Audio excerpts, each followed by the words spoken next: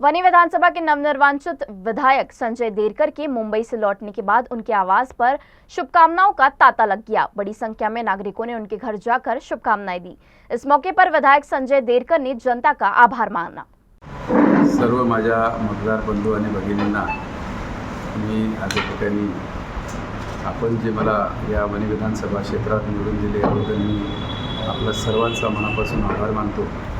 आणि गेल्या 20 वर्षांचे कार्य मी या ठिकाणी केले आणि आज त्याची पावती आपण सर्वांनी मिळून मला दिली, याबद्दल मी सर्वांचं मनापासून अभिनंदनही करतो आणि आभार मानतो। अशीच सहकार्य आपण मला देत राहावं ही विनंती आणि आपल्या सर्व कामासाठी मी नेहमीच तत्पर राहील।